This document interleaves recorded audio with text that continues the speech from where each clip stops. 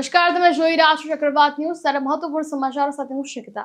મહત્વપૂર્ણ સમાચાર સામે આવી રહ્યા છે। છત્રપતિ સંભાજીનગરમાં રેડ એલર્ટ જારી કરવામાં આવ્યા બાદ રાતોરાત વિસ્તારમાં વરસાદ પડ્યો, જેના કારણે ઘણા ઘરોમાં પાણી ભરાઈ ગયા। તો પેઠણના જયગવાડી ડેમમાં પાણી છોડવામાં આવ્યું છે અને નીચલા સ્તરના ગામોને સતર્ક રહેવાની સલાહ પણ આપવામાં આવી છે। મુંબઈમાં સવારથી સતત વરસાદને કારણે ઘણા વિસ્તારોમાં પાણી ભરાઈ ગયા છે। દહીસર, બોરીવલી, કાંદીવલી, મલાડ, ગોરેગાંવ, રામનગર, જોગેશ્વરી અને અંધેરી જેવા વિસ્તારોમાં રસ્તાઓ પર પાણી ભરાઈ જવાથી લોકોને મુશ્કેલીઓનો સામનો કરવો પડી રહ્યો છે।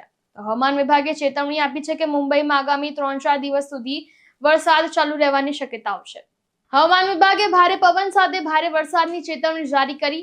30 સપ્ટેમ્બર સુધી શહેરી વિસ્તારોમાં મુશળધાર વરસાદ અને પૂરની શક્યતા છે, જે સવારથી જ સ્પષ્ટ થઈ ગઈ છે। થાણે જિલ્લામાં કલ્યાણ, ભિવંડી, શાહપુર, બદલાપુર અને અંબરનાથમાં કેટલાક સ્થળોએ પાણી જમા થઈ ગયા છે। થાણે શહેરમાં 12 કલાકમાં 109 મિલીમીટર વરસાદ નોંધાયો। ભારે વરસાદને કારણે વંદના બસ ડેપો, વિવિયાના મોલ અને માજીવાડા જંકશન તરફના રસ્તાઓ પર મોટા પ્રમાણમાં પાણી જમા થઈ ગયું છે। તસવીરોમાં જોઈ શકાય છે કે રવિવાર હોવાથી લોકોએ ઓફિસ જવાનું ટાળ્યું હતું। ભારતીય હવામાન વિભાગે 30 સપ્ટેમ્બર સુધી રાજ્યના ઘણા જિલ્લાઓમાં વરસાદની તીવ્રતામાં વધારો થવાની ચેતવણી પણ આપી છે। તે મુજબ કોંકણ, મધ્ય મહારાષ્ટ્ર અને મરાઠવાડામાં વ્યાપક વરસાદ અને છૂટાછવાયા સ્થળોએ ભારે વરસાદની આગાહી કરવામાં આવી।